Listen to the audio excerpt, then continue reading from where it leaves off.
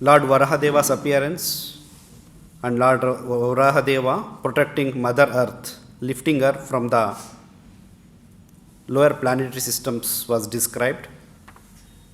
So after hearing the Lord's appearance as Varaha, so Vidura was still not satisfied. So he wanted to hear more about Lord Varaha's pastimes. So in the previous chapter it was discussed about how he protected earth. So there was no much mention about how did he kill Hiranyaksha, the demon who threw the Mother Earth into the lower regions of the planetary systems. So here in this chapter, Maitreya Muni is describing about how did the Lord killed Hiranyaksha, the demon Hiranyaksha.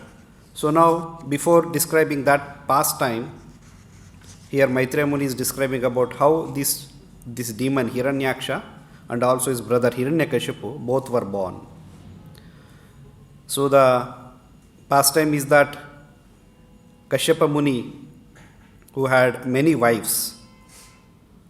So in fact, Prajapati Daksha, after he was performing a sacrifice where he did not invite Shiva, so that pastime happens where his mother Sati becomes very offended for not inviting Shiva, and she was even practically insulted by her father. So after that pastime, so when the Supreme Lord comes, pacifies the entire situation, so then Brahma further instructs Daksha that you should continue your service, because his service was increasing the progeny, because he is a Prajapati.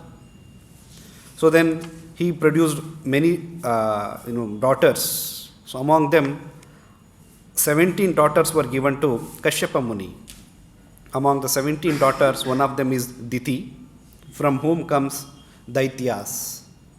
So in fact, from Srimad Bhagavatam 6th canto describes that all the living entities, whether moving or non-moving, were generated by Kaśyapa Muni, including serpents, reptiles, birds, mosquitoes, mountains, rivers, all trees, plants, human beings, demigods, demons, yakshas, rakshasas. All these kinds of living entities were generated from Kaśyapa through his different wives. So one of the wife, Diti, so when they were residing in the ashram, so in one fine day in the evening, so she was afflicted by the lusty desires, sexual desires. So then she approaches her husband Kaśyapa Muni that you should satisfy my sexual desire. So as mentioned as the title of the chapter itself suggests, pregnancy of Diti in the evening. So further description comes. What is the suitable time even for the conceiving or pregnancy actually?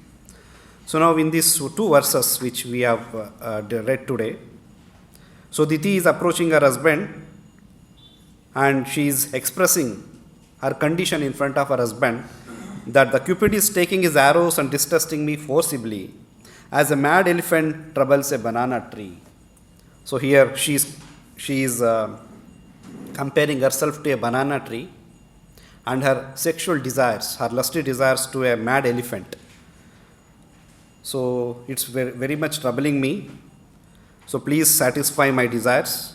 And she is giving the reason also why her husband, the Kaśyapa Muni, has to satisfy her desires, because she desires to have sons.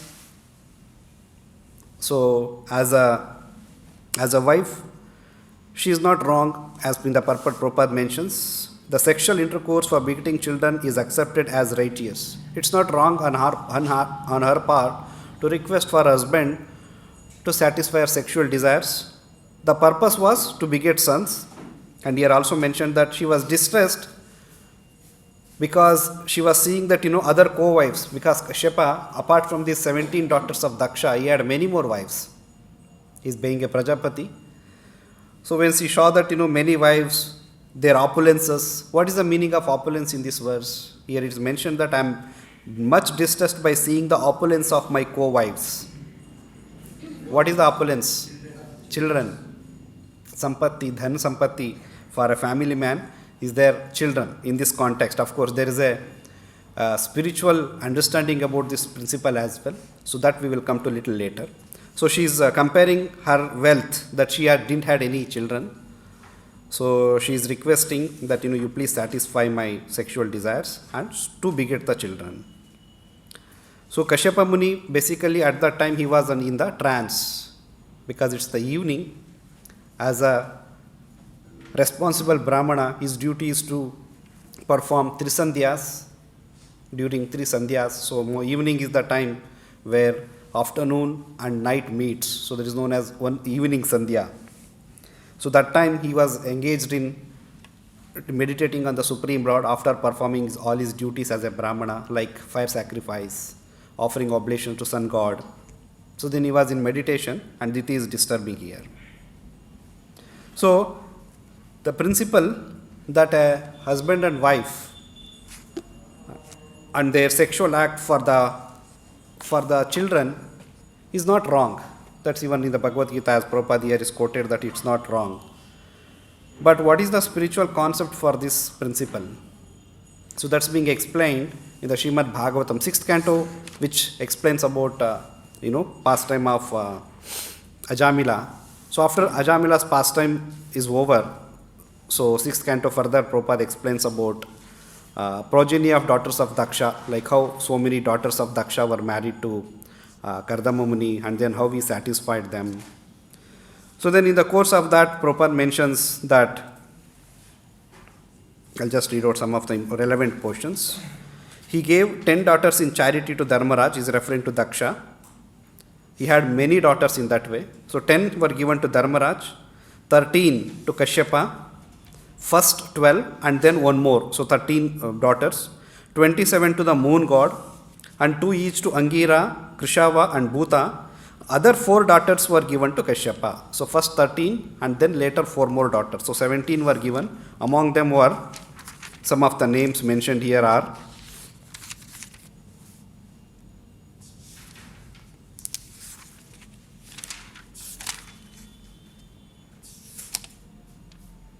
like Diti, Aditi, like that. There are 13 wives of Dakshas are mentioned here. So then after this, Kaśyapa was performing his duties. So then after this pastime, this progeny of daughters of Daksha is explained. So another important pastime from Srimad Bhagavatam, which is about Rudrasura starts. So the pastime goes where King Indra and other demigods, so when they were engaged in their sort of enjoying activities, so their spiritual master Brihaspati enters, and because they were so much immersed in their sensual activities, so they did not properly respect Brihaspati. They neglected him. So because of that, Brihaspati felt very offended, and he goes back without entering. So because of that offense, demigods loses all their good qualities. Not only good qualities, they lost even their kingdom to the demons.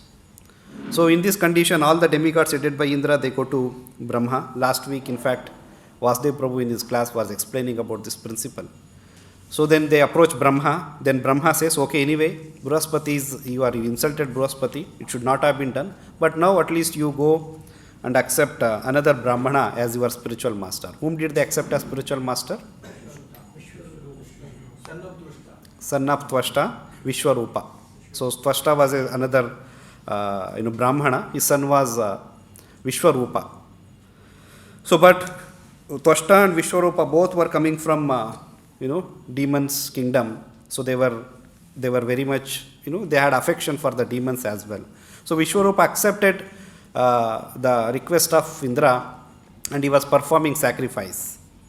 So but because he was equally inclined towards demons as well, even though he was doing sacrifice for demigods, on behalf of the demigods. So in fact, he teaches him Narayan Kavacha shield to Indra, so the shield which protects Indra from any kind of dangers, any kind of wars. So after teaching all these things, when he was performing a sacrifice, so he was offering oblations. So secretly he was also offering oblations to demons as well, in their name. Devataya Swaha, Asuraya Swaha. So then secretly he was offering that. Indra comes to know. So Indra becomes very, very angry, very upset that, how come we have engaged him for, for our protection, and he is doing havan on behalf of demons. So immediately he becomes angry, takes out his thunderbolt, and he chops off the head of Vishwarupa. Then he comes to his senses that it was a heinous act, that a Brahmahatya dosha is one of the most heinous acts in this world. So Brahmahatya, he should not have killed a Brahmana because he was a son of a Brahmana. So then of course Indra again, he was inflicted of the sinful activities, and then he, based on the advice of other Brahmanas, he exchanges his sinful activities with four personalities: woman, forest, water, and one more, earth. So then each of them took some portion of their sinful activity. That's how some part of the earth became barren, like desert, and from trees the sap continuously falls down. That's a sinful activity the trees received. Water, the bubbles on the water, on the top surface of the water, and women's in the form of I think menstrual cycle. Through that they accepted the sinful activities of Indra. So then further, when Twashta comes to know that Indra has killed his son, he becomes very angry. So then he starts performing another sacrifice so that he can create another son, he can beget another personality, son, who will kill Indra. So he was also very much agitated. In that agitated condition only he starts performing sacrifice. So but in that sacrifice what happens? By mistake, he was actually chanting, a son should be born who can kill Indra, who is the enemy of, who will be the enemy of demigods. But by mistake he chants a mantra wherein he says, who will be killed by Indra. Instead of a person who will be killing Indra, he chants that a person who will be killed by Indra. Just small mistake, one mantra mistake, what happened? How much havoc it can create. So then Twashta, then a big personality, a very huge, gigantic personality comes out. His name is Rudrasura. So Rudrasura was born. Then Twashta, even though he laments, but anyway, nothing can be done now. So then the demigods becomes very, very fearful now, seeing the Rudrasura's form. Srimad Bhagavatam describes that his hairs were like molten copper wire, like reddish. His teeth were very blackish and like big sharp swords, and his skin, eyes, very very fearful description of Rudrasura's body is given in Srimad Bhagavatam. So then when the demigods see the ghastly form of Rudrasura, they become very much afraid. They become afraid and they all run towards Lord Vishnu. So when they approach Vishnu, along with Brahma, they all approach Vishnu. Vishnu says, okay, don't worry, I'll protect. You need not have to worry. So that's the meaning of demigods. What is the meaning of devatas? Vishnu Bhaktas Smruto Deva. The personalities, those who are devotees of Lord Vishnu, are called as devatas. So because they are devotees, so obviously the Lord always ready to protect the devotees. So then the war starts. Rudrasura along with the demons, because Twashta was from the demoniac family. So he represents demons. They come for the war against Indra. So then all the demigods, because of the Lord's protection, and also Indra had already obtained Narayana Kavacha from Vishwarupa. So before even Vishwarupa was killed, Indra had already got Narayana Kavacha mantra. So he chanted Narayana Kavacha mantra. Because of the protection, so whatever weapons which demons were throwing towards demigods, nothing was harming them. In fact, then when they started counter-attacking, the demons became very, very afraid, seeing that condition, and they start running away. So when they start running away, so Rudrasura sees that all his demoniac army, his friends, his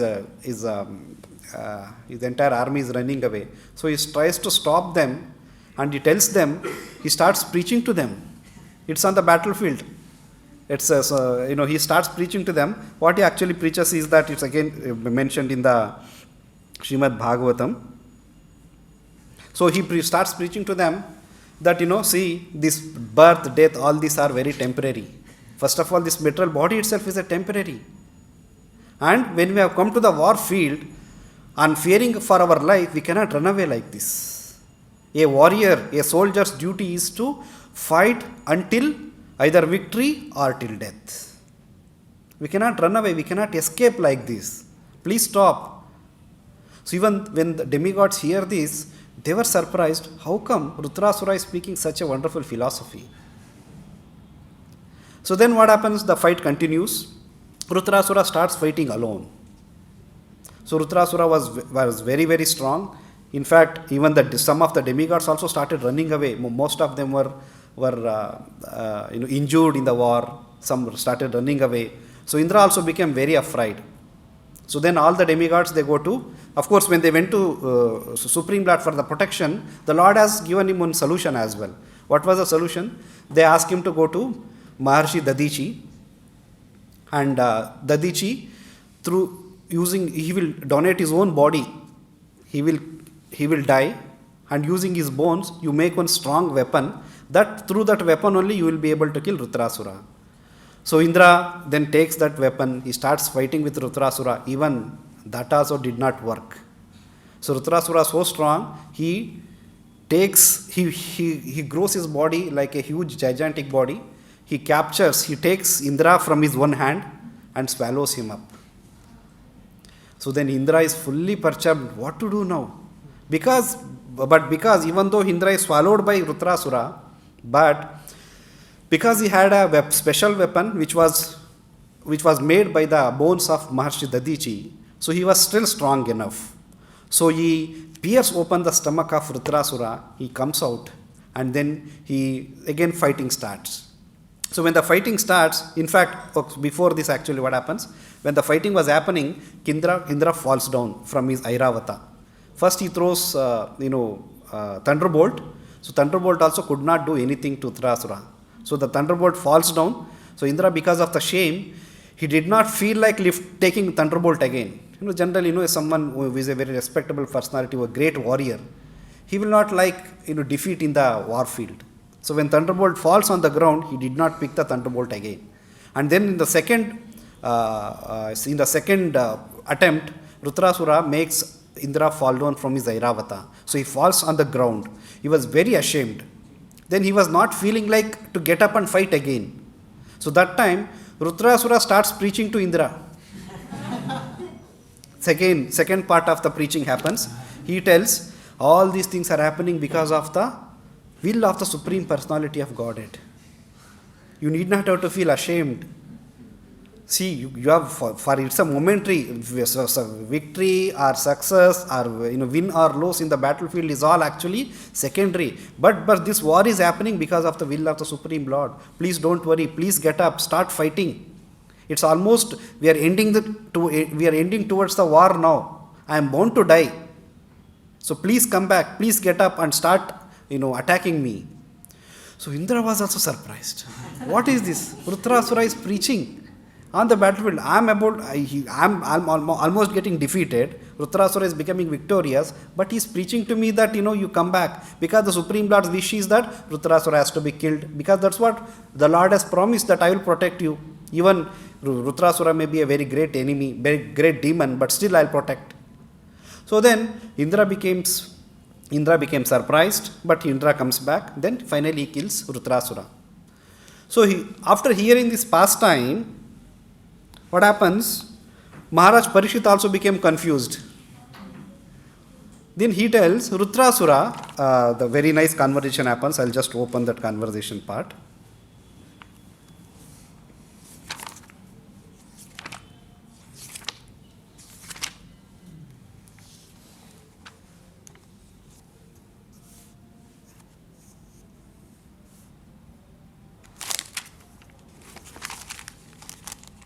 So then Maharaj Parikshit asked question to Shukadeva Goswami. So he asked question to Shukadeva Goswami that, my lord, I am completely getting confused that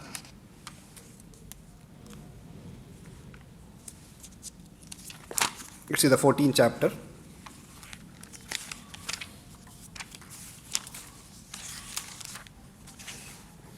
King Parikshit inquired from Shukadeva Goswami, O learned Brahmana, demons are generally sinful, being obsessed with modes of passion and ignorance. How then could Vritrasura have attained such exalted love for the Supreme Personality of Godhead Narayana? So because practically he could see that, the Vritrasura was he was not just a demon, he was a great devotee of the Lord, Supreme Lord. Then demigod situated in the mode of goodness and great saints cleansed of the dirt of material enjoyment hardly ever render pure devotional service at the lotus feet of Mukunda. Therefore, how could Vritrasura have become such a great devotee? Even it's difficult for even great devotees to have that kind of a surrendered mood for the Supreme Personality of Godhead, where enemy is fighting, and when he finally understands that it's the Lord's will, he is ready to give up his own life. Because he knows that this is what Lord wants. Then how come Vritrasura got this kind of a wonderful consciousness? Then to that, Shukadeva Goswami starts explaining to Parikshit Maharaj. He says that, so Shukadeva Goswami said, O king, I shall speak to you the same history I have heard from the mouths of Vasudeva, Narada and Devala. Please listen with attention. So while replying to Parikshit's query, Shukadeva Goswami says, okay, now I will describe whatever I have heard from Vasudeva, Narada and Devala. So this is where Shukadeva Goswami is stressing that he heard Srimad Bhagavatam from Narada, Vasudeva and Devala, and another place it is mentioned he also heard from one more sage, Agatsya. So these are the four different personalities from whom Shukadeva Goswami heard Srimad Bhagavatam. So now he is telling, I am going to repeat the same which I heard from my spiritual masters. So now Shukadeva Goswami starts narrating about who was Vritrasura in his previous life, how he was able to remember the Supreme Lord, even though being born in the family of demons, great demons, even though he is fighting against the demigods, but still he was a devotee of Lord Sri Krishna, Lord Narayana. So then he tells, Vritrasura in his previous life was a personality named as Chitraketu, who ruled the entire earth. During his reign, the earth produced all necessities of life. So Vritrasura was nothing, he was none other than Chitraketu in his previous life. Then Chitraketu had 10 million wives, but although he was capable of producing children, he did not receive a child from any of them. By chance, all the wives were barren. He had how many wives? 10 million. How many in numbers? Indian numbers? 1 crore. 1 crore biviyan. So he was Chitraketu. Another important principle, next verse. Chitraketu, the husband of these millions of wives, was endowed with a beautiful form, magnanimity and youth. He was born in a high family, but he had a complete education and he was wealthy and opulent. Nevertheless, in spite of being endowed with all these assets, he was full of anxiety because he did not have a son. Even though he had 10 million, 1 crore wives, he did not have sons from any of them. So, in the Purport mentions, it appears that king first married one wife, but she could not bear a child. Then he married second, a third, fourth, and so on, but none of the wives could bear children. In spite of material assets of Janmaishwarya Shutashri, birth in an aristocratic family with full opulence, wealth, education, and beauty, he was very much aggrieved because, in spite of having so many wives, he had no son. Certainly, the grief was natural. Grihastha life does not mean having a wife and no children. Chanakya Pandit says, Putrahinam gruham shunyam. If a family man has no son, his home is no better than a desert. The king was certainly most unhappy that he could not get a son, and this is why he had married so many times. Kshatriyas especially are allowed to marry more than one wife, and this king did so. Nonetheless, he had no issue. No issue means no children. So this pastime actually where Chitraketu having no sons, and here Prabhupada quoting quotation from Chanakya Pandit, Putrahinam gruham shunyam. So Chanakya Pandit says from his Niti Shastras, so one of the famous verse, Avidya Jivanam Shunyam Dikshunyascha Bandavaha Putrahinam Gruham Shunyam Sarve Shunya Daridrata. So Chanakya Pandit says, Avidya Jivanam Shunyam. Life without knowledge is empty. Shunyam. Avidya means a life without knowledge. Like ignorance. So it's empty. Then Dikshunyascha Abhandavaha. Bhandava means relatives. Abhandava means having no relatives. Any place is empty which is devoid of friends or temple. Here Prabhupada in the translation Prabhupada mentions place empty which is devoid of friends or temple. So both are of no use. Then Putrahinam Gruham Shunyam.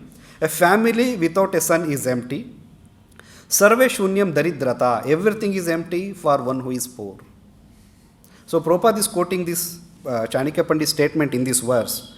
So this is actually referring to a principle which is referring to generally a king or a family man is supposed to have sons.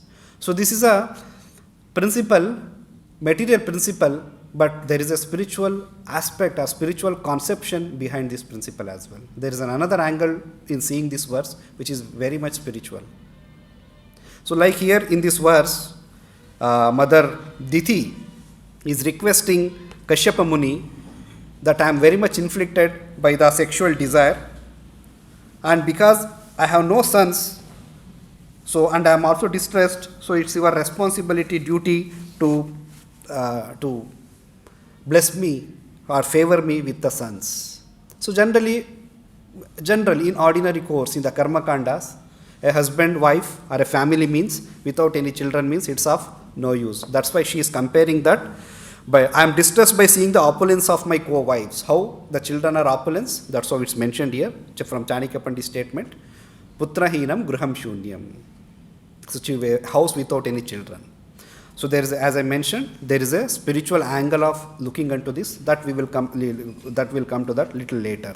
So then Chitraketu, we all know this pastime. Couple of times Prabhupada has narrated in the Srimad Bhagavatam in the lectures. So then Angira Rishi comes. With the blessings of Angira Rishi, so Chitraketu was able to, was blessed with a son. So he had his first wife her name was Kritadyuti.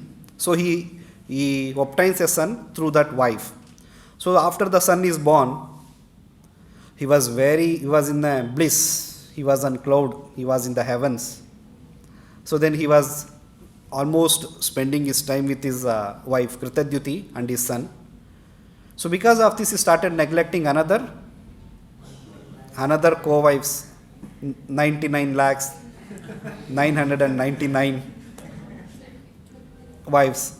So they all became very, very envious. Just like how here even Mother Diti is also becoming envious, even though she is saying, I am distressed by seeing this. She is comparing herself. She is comparing her opulence with that of an opulence of other wives, co-wives of Kaśyapa Muni. So similarly here, other co-wives also became very, very envious. So then finally they all plan, they kill the child. So the child is gone, so that they will think that that's the danger of enviousness in this world. What happens when one is too much inflicted with these qualities of enviousness? What happens? He is blinded. He will lose all his good sense. They are not able to remember consequences of killing a child. But at that point of time, they were so jealous, they were so angry with the child and his mother, Kritadyuti, that because of them, the king is neglecting us. So if child is not there, then obviously king will equally take care of us also. So then they kill.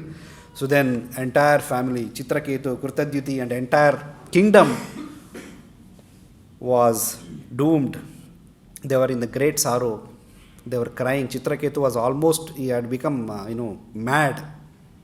So then he's crying, he's weeping in front of the child. Then at that time, Angira Rishi comes along with Narada Muni. He comes along with Narada Muni. First time he had come alone, so he's coming with Narada Muni. So then the moment Angira Rishi comes, so Chitraketu, he became even more distressed and he goes and falls on his feet and he requests that, all opulence, so many wives, big kingdom, but without a child, everything else was looking very useless for me. And after the child was born, I was very happy, entire kingdom was happy, but now you see, my source of happiness is being taken away by death, by Yamaraj. So please do something so that my happiness, I can regain my happiness. So that's where Angira Rishi starts preaching to Chitraketu. Then Angira tells that, when I was actually giving benediction to you, I told important thing, but you heard only one part of my benediction, you did not hear the other part of my benediction. I had told you that the son who will be born, he will be a cause of happiness as well as he will be the cause of great distress as well. The happiness which you are going to achieve, so much more than that much more quantity of that happiness you will be receiving in the form of misery because of this child.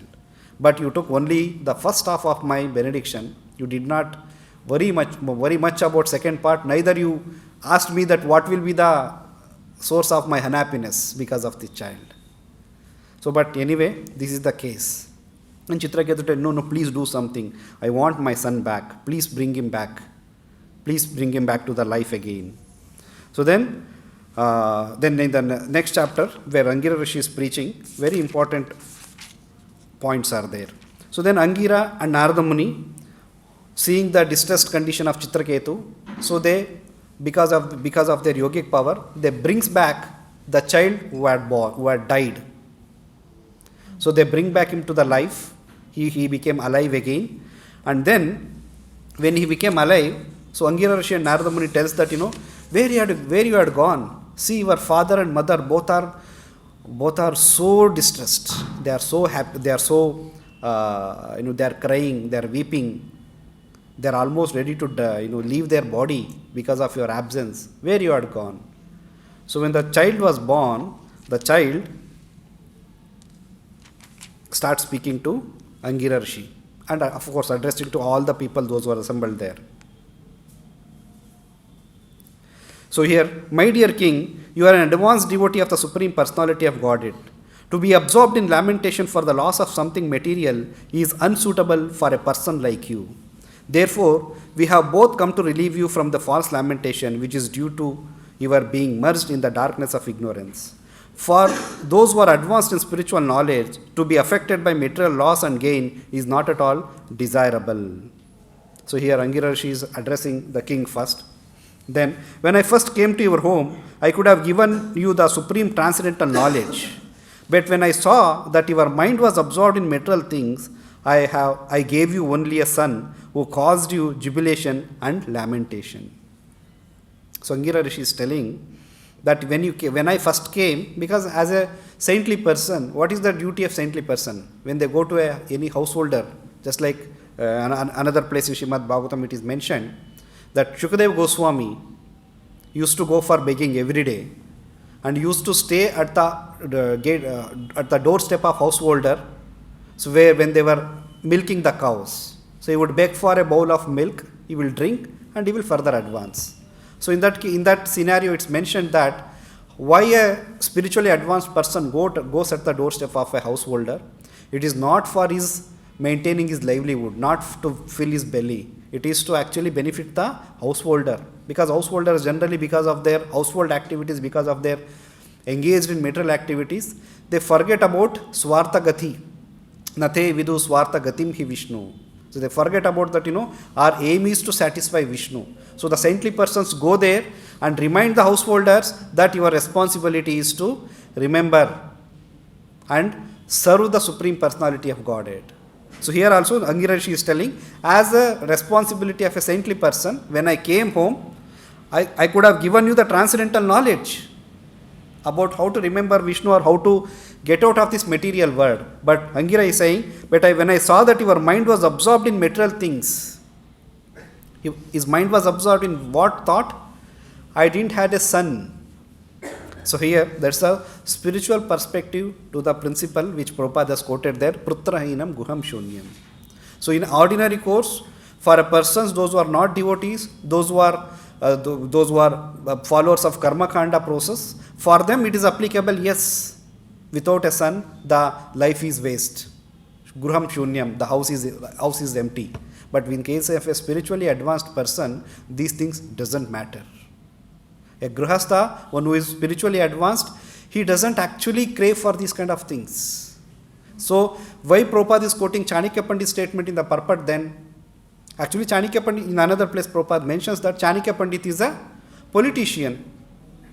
Is a politician, and he has written Niti Shastras. Like in that way, even Vidura has also written Niti Shastras. Very famous ones are Vidura Niti Shastra, Chanakya Niti Shastra. So his Niti Shastra is popular, and some of the principles, they may be moral and ethical principles. So because it is good for the society, that's why Prabhupada quotes them. Like another one of statement from Chanakya Pandit is that Matravat Parad Nareshu Paradravyeshu Lostravat. So we should always consider other woman as mother and others' property as garbage. Lostravat, very insignificant, garbage. So this is the principle, which is morally and ethically true. But spiritual, when it comes to spiritual life, when it comes to transcendental understanding, that may not be the case. So even though it is said for a spiritually, for Grihasthas, those who are practicing spiritual life, these principles may not apply. Like how Aditi is requesting Kaśyapa. So even devotees, even if they have children or no children, they don't worry much. Because they know that if Supreme Lord wishes, things will happen, otherwise it will not happen. That's why Angira is referring to Chitraketu here, that your mind was absorbed in material things to obtain a child. That's why that was not a right time to give the transcendental knowledge. So that's why I did not give you transcendental knowledge, and I gave you only a son who caused you jubilation and lamentation both. Jubilation in the beginning and lamentation towards the end. So this is a very nice principle which we can understand from this pastime. So then later Chitraketu, when is again the son was brought back to the life. Then son asked them, when Angira Rishi and Narada Muni tells that your father and mother they are in great lamentation. He would tell, which father, mother? I have taken so many lives. I have had so many fathers and mothers. कौन सा number है इनका? First, 10th, 11th, 12th or 100th? I have had so many father and mother in my life. I have taken so many lives. So I cannot remember all these things. And my lifetime was this much only. I was destined to live in this body for this much duration only. I have lived and some days were left.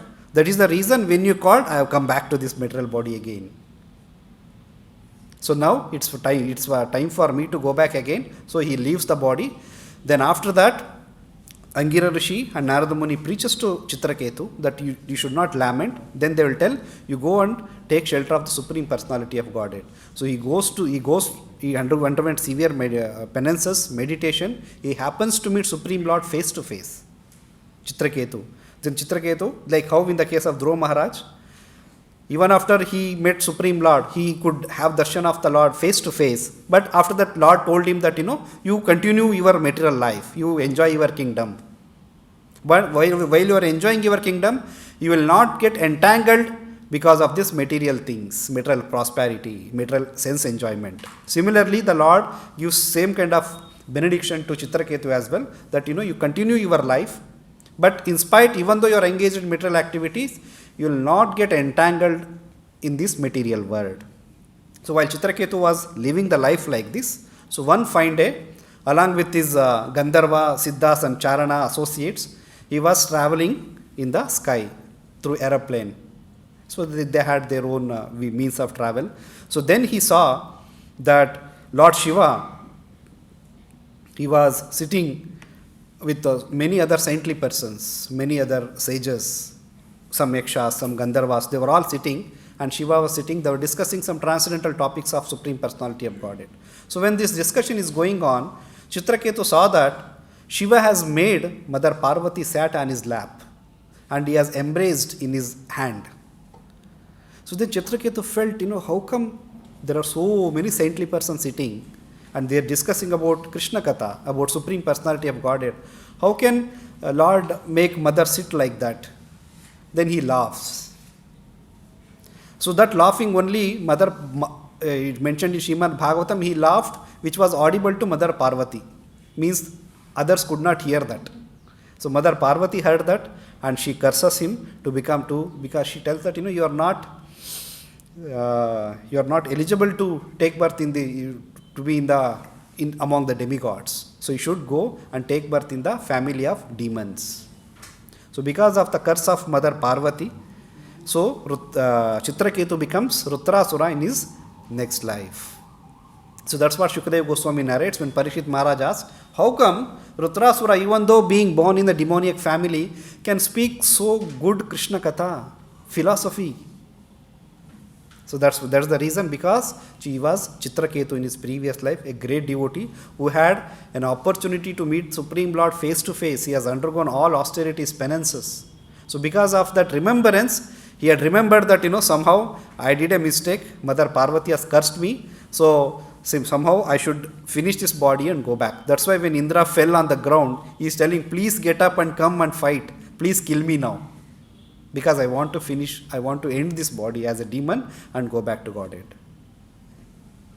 So this principle, from this we can understand that the principle what mentioned here in these two verses of Srimad Bhagavatam, where Mother Diti is requesting Kaśyapa Muni that please grant me a child.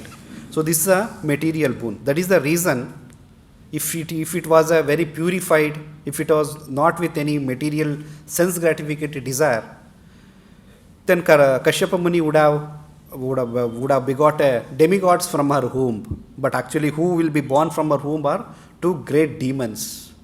First thing because of that material desire, and second thing because of desiring at a wrong time in the evening. So he actually warns Mother Diti that this is a wrong time. What you are requesting, I can, as a husband, it's my responsibility to favor you with a child, but this is a wrong time. Please don't force me at this point of time. But she was not willing to hear actually. Why? Because as mentioned here, she was very much distressed by the opulence of co-wives. That means she was very envious. One thing happens, I don't have a child, so please favor me with a child. That is one kind of request. Another is that all others are having child, I don't have a child. All others are having child, but I don't have a one. So that means comparison, and because of the comparison comes enviousness. So because she was in the mood of enviousness, that's the reason these great demons were born.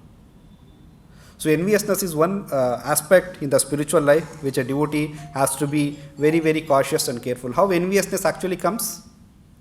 When we start comparing with others. So in the Bhagavad-gītā, Krishna talks about this principle of enviousness. In the 9th chapter, the most confidential knowledge. 9th chapter, the title is Most Confidential Knowledge. The very first verse, Krishna starts to Arjuna about most confidential knowledge. First verse he says, Idam tu te guhyatamam pravakshyami anusuyave jnanam vijnanam sahitam yajñātva mokshase shubhat. The Supreme Lord said, my dear Arjuna, because you are never envious of me, I shall impart to you this most secret wisdom. Jnanam vijnanam sahitam. Idam tu te guhyatamam, the most secret wisdom, knowing which you shall be relieved of miseries of material existence. So why Krishna is referring to one good quality of Arjuna, one reason why Krishna wants to give Bhagavad-gītā knowledge or most confidential knowledge to Arjuna, because you are never envious of me. So Arjuna said, Krishna, I don't want to fight. He gave me so many good logics from material point of view, all wonderful logics. If I kill them, what will happen? Varna Shankara will happen. No one will be there to offer oblations. Pinda darpana karne wale koi nahi rahenge. All these things he tells. But he never tells that, he was envious of, nowhere in the Bhagavad-gītā we come to know where Arjuna was envious of Krishna. In fact, even Arjuna asks a question when Krishna says that, this Bhagavad-gītā, I spoke to sun god millions of years back. This is not the first time I am speaking Bhagavad-gītā. So that time Arjuna asked the question, Krishna, you and me are almost of same age group. Then how come you are saying that millions of years back you had told Bhagavad-gītā to Vivaswan, sun god? So then Krishna says, yes, you and me both had taken many births, many lifetimes, but I can remember all those things, but you cannot remember. So then Arjuna accepted that. If he was an envious person, then what he would tell? Oh, Krishna, you are bluffing me, you are bluffing. You are telling we both have taken life, only you can remember and I am not able to remember. This is what envious happens, we start comparing something which I don't have. But Arjuna was not that, that's what Krishna is mentioning. Because you are not envious of me, I shall impart to you this most secret wisdom, knowing which you shall be relieved of the miseries of material existence. So this is the quality, enviousness. So even in the case of Diti or in the case of other wives of Chitraketu, so why they get into that trouble, why they ended up with a disaster, it's because of their enviousness. There also they were envious of their first wife Kritadyuti, because Chitraketu was giving more attention to her, because she had given birth to a boy. And here also Diti is comparing that other wives of Kaśyapa had many children, but I don't have one.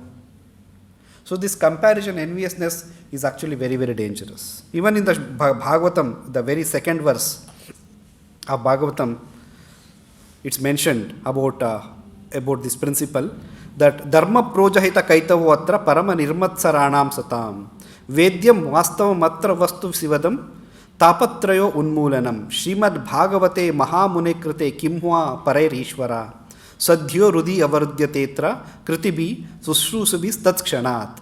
Who can hear Srimad Bhagavatam, or who can relish Srimad Bhagavatam? That's mentioned here, that who can hear, completely rejecting all religious activities which are materially motivated. This Bhagavad Puran propounds the highest truth which is understandable. Bhagavad Puran propounds the highest truth which is understandable by those devotees who are fully pure in heart.